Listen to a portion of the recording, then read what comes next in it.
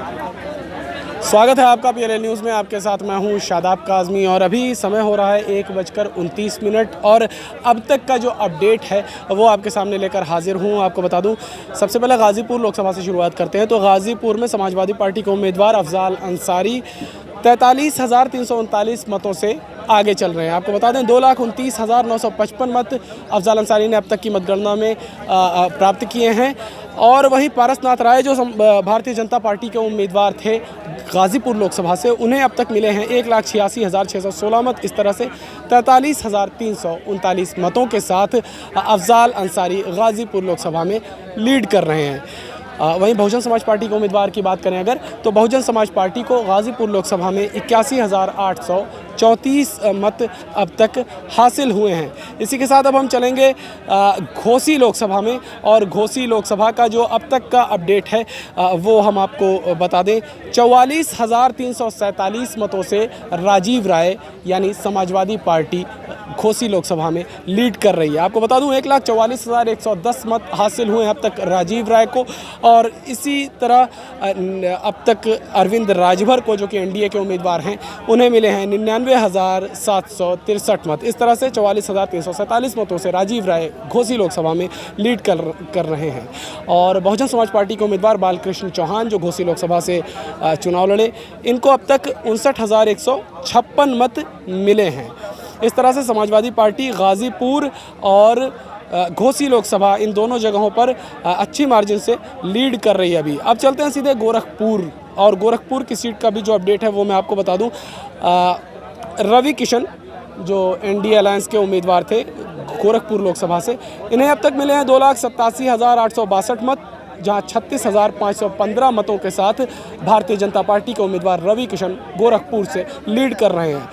Samajwadi party के उम्मीदवार काजल निषाद को अब तक 2,51,347 मत मिले हैं। वहीं जावेद अशरफ इलियास जावेद को बहुजन समाज पार्टी के उम्मीदवार थे ये गोरखपुर लोकसभा से, इन्हें अब तक 25,530 मत हासिल हुए हैं। इस तरह से गोरखपुर में NDA उम्मीदवार रवि किशन 36,515 मतों से लीड कर रहे हैं। वहीं दूसरे नंबर पर 2,51,347 मतों के साथ समाजवादी पार्टी की काजल निषाद हैं। अब चलते हैं आजमगढ़ लोकसभा सीट पर। आजमगढ़ लोकसभा सीट भी काफ़ी चर्चे में रही है, क्योंकि वहाँ से NDA के उम्मीदवार थे दिनेश लाल यादव निरहुआ, जो कि भोजपुरी सिनेमा के एक बड़े चेहरे भी हैं, एक बड़े एक्टर हैं भोजपुरी के, और इसी के साथ भारतीय जनता पार्टी के एक जाने माने नेता भी बन चुके हैं अब, जो कि अखिलेश यादव के खिलाफ 2019 में चुनाव लड़े। हालांकि बुरी तरीके से शिकस्त हुई थी उस चुनाव में उनकी।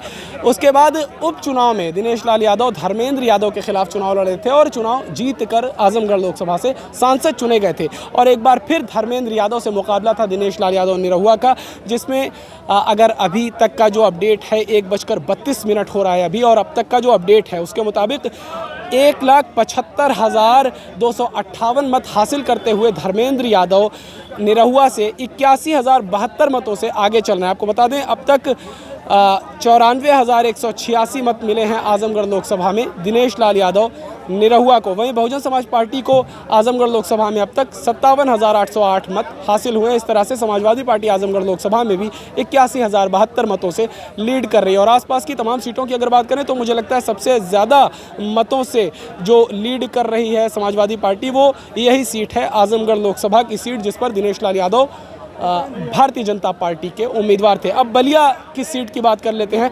यहाँ पर सनातन पांडे समाजवादी पार्टी के उम्मीदवार थे, जो 17,727 मतों से लीड कर रहे हैं। आपको बता दें अब तक 1,04,522 मत मिले हैं सनातन पांडे को बलिया में। और वहीं भारतीय जनता पार्टी के उम्मीदवार थे बलिया लोकसभा से नीरज शेखर, इनको 86,795 मत मिले हैं। इस तरह से 17,727 मतों से बलिया में भी समाजवादी पार्टी लीड कर रही है। और यहाँ पर भी बहुजन समाज पार्टी के जो उम्मीदवार हैं उन्होंने अपना तीसरा स्थान बनाया हुआ है।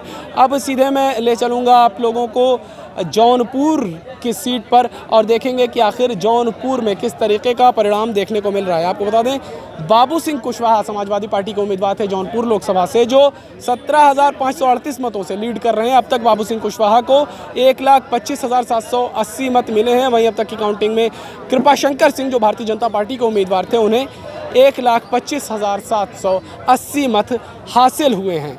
अब जो तमाम देखिए चर्चित सीटें हैं, मेरा प्रयास ये है जो तमाम चर्चित सीटें हैं उन पे किस तरीके का प्रदर्शन देखने को मिल रहा है, तमाम जो प्रत्याशी हैं दोनों गठबंधनों के, उसके बारे में आपको बता सकूं।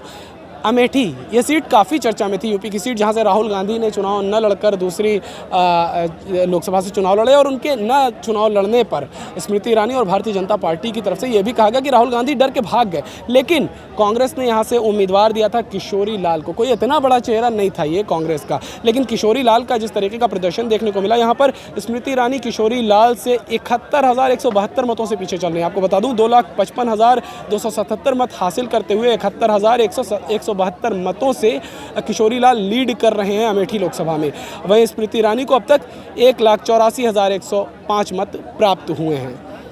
अब मैं आपको ले चलूं, वाराणसी ले चलता हूं और वहां पर देखते हैं आखिर प्रधानमंत्री मोदी की सीट है ये और यहां पर किस तरीके की स्थिति है। तो आपको बता दूं यहां पर 1,04,245 मतों से पीएम मोदी लीड कर रहे हैं। वहीं दूसरे नंबर पर अजय राय हैं जिन्हें 3,08,240 मत मिले हैं। वहीं प्रधानमंत्री मोदी को 4,12,485 मत प्राप्त हुए हैं। तो इस तरह से आसपास की जो तमाम सीटें थीं उसके जो भी अब तक के अपडेट्स थे वो मैंने आपको दिया। वीडियो अच्छा लगा तो इसे लाइक और शेयर ज़रूर करें। आगे के अपडेट्स के लिए बने रहें PLA न्यूज़ के साथ। धन्यवाद।